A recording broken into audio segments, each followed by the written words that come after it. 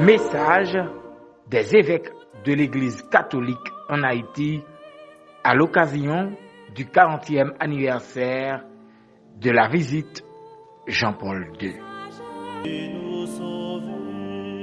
Chers frères et sœurs dans le Christ, chers concitoyens, il faut que quelque chose change ici.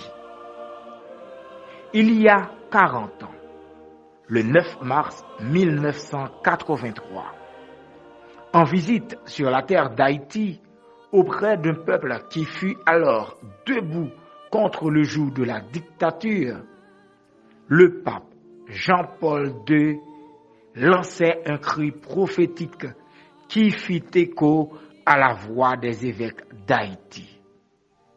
En effet, la conférence des évêques avait choisi comme thème du congrès eucharistique qui s'est tenu en Haïti à la même occasion « Il faut que quelque chose change ici ».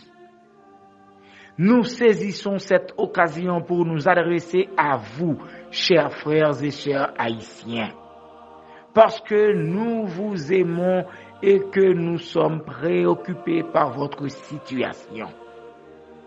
Nous parlons aujourd'hui pas pour alimenter la morosité de plus d'un, mais parce que nous aimons notre pays comme vous. Nous nous rendons compte de votre lassitude, de vos frustrations, de tout ce qui vous tenaille et vous empêche de vivre. Mais nous nous rendons compte aussi des attentes et des profonds changements qui vous habitent. Nous ne sommes pas indifférents et insensibles à tout cela. Nous sommes vraiment touchés par la situation de misère et d'exclusion que vivent beaucoup d'entre vous dans ce pays. L'Église catholique en Haïti, malgré ses blessures et ses limites, ne cesse jamais de marcher avec vous. Tout ce qui touche votre vie est au cœur de la vie de cette Église. Vos joies et vos espoirs, vos tristesses et vos angoisses, surtout les plus pauvres, ceux qui souffrent. Tout ce que vous vivez de votre chair trouve écho en elle. Gaudium et Spes numéro 1. Nous prenons la parole aujourd'hui parce que tout simplement nous sommes membres de la cité, parce que comme citoyens et comme chrétiens, nous ne pouvons pas nous désintéresser de tout ce qui touche à la vie de notre société haïtienne. Haïti appartient à tous. Aujourd'hui, la situation de notre pays nous pousse à reprendre le même message du pape Jean-Paul II. Il faut que quelque chose change ici. En regardant en face les dures réalités d'alors, caractérisées par un pouvoir autocratique qui opprimait les citoyens, l'Église se devait de cristalliser la clameur de ce peuple qui aspirait tant à une société libre et démocratique. Mais le changement de régime politique qui survint peu de temps après la visite du Saint-Père n'a pas comblé les espérances du peuple dont les attentes ont été déçues. Plus les années passent, plus l'unité patriotique qui venait à bout du régime despotique se désagrégeait pour laisser la place à la division. S'ensuivirent des querelles intestines incessantes qui engendrent la mauvaise gouvernance illustrée par l'impunité, l'injustice, l'inégalité excessive, la corruption, la violence, etc.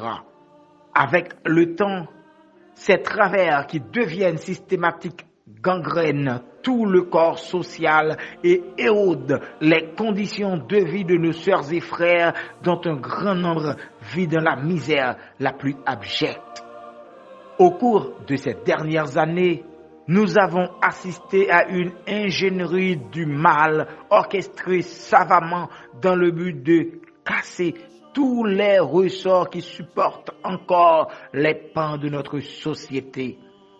La violence systématisée et planifiée défie les autorités et les forces publiques.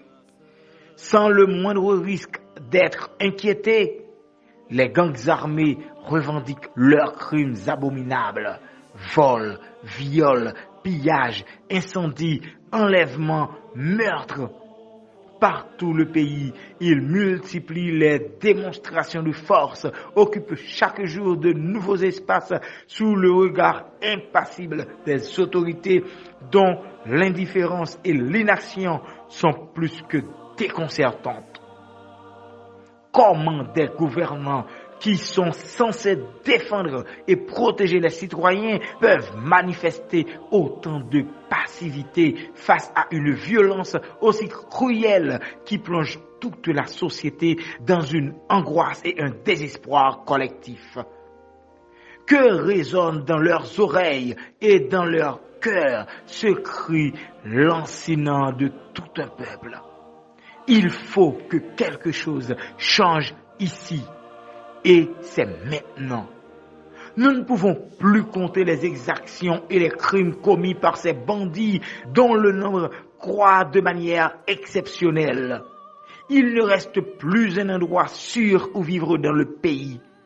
Pour sortir de chez eux et y revenir, les citoyens sont à la merci des gangs armés qui imposent leurs lois.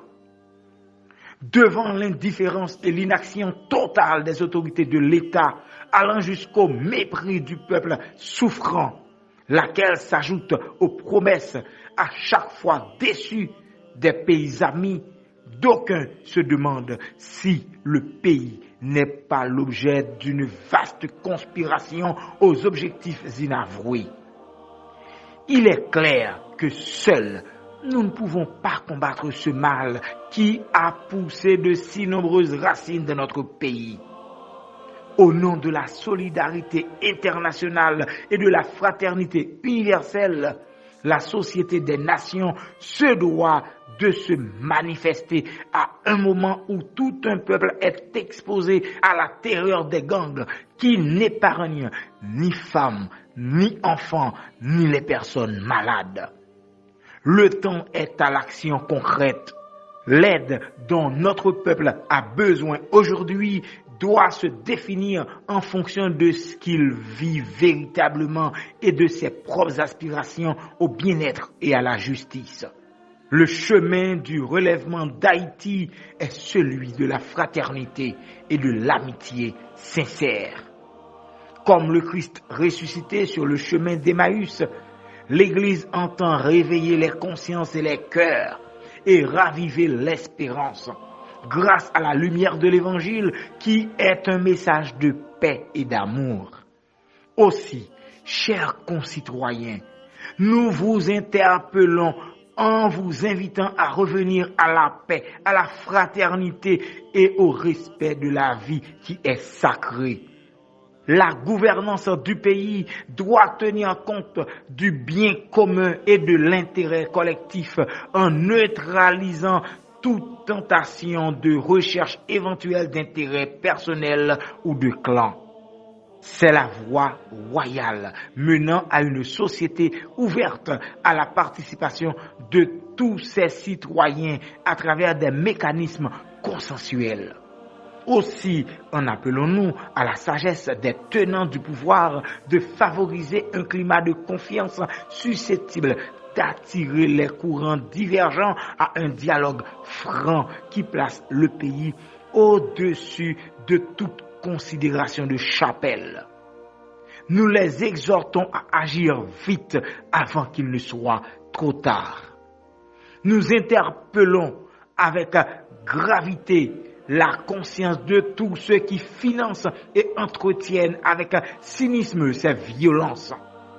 Vos vies et celles de vos proches sont sacrées, mais sachez que chaque vie est aussi précieuse. Notre vie à chacun a une valeur inestimable. Prêtez l'oreille au gémissement du nombre incalculable d'innocents qui vous demandent d'arrêter la terreur.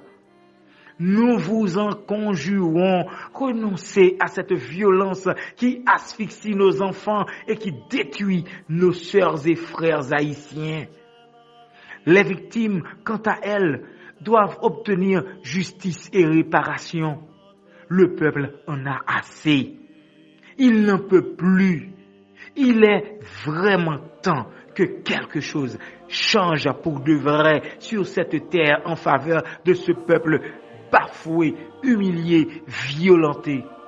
Il est vraiment temps que les pauvres de toutes sortes se reprennent à espérer. Saint Jean-Paul II. En confiant le peuple souffrant d'Haïti au Christ Jésus, qui a connu lui-même la souffrance et les épreuves jusqu'à la croix, nous lui demandons la grâce de l'espérance, afin de continuer à croire au salut de ce pays et d'y travailler de toutes nos forces et de tout notre cœur. Que la bienheureuse Vierge Marie intercède pour nous en vue d'un dénouement heureux de cette situation tragique sans précédent par le dialogue et la réconciliation. Que Dieu vous bénisse et bénisse Haïti. Cette note est donnée au siège de la Conférence des évêques catholiques d'Haïti en ce jeudi 9 mars 2023, 40e anniversaire de Saint Jean-Paul II en Haïti. Suivent les signatures des évêques de l'Église catholique en Haïti. Monseigneur Launay Saturné, archevêque métropolitain du Cap-Haïtien, président de la Conférence des évêques catholiques d'Haïti. Monseigneur Max Leroy Mésidor, archevêque métropolitain de Port-au-Prince, vice-président de la CEH. Monseigneur Désinor Jean, évêque de Hinche, économe de la CEH. Son éminence Chibli cardinal Langlois, évêque d'Écailles, conseiller.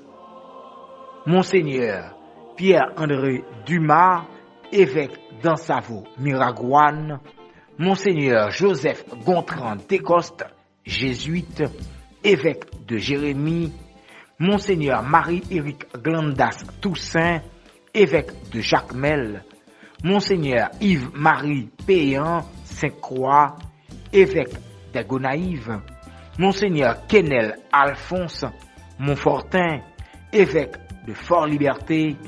Monseigneur Charles Peters Bartellus, évêque de Port-de-Paix.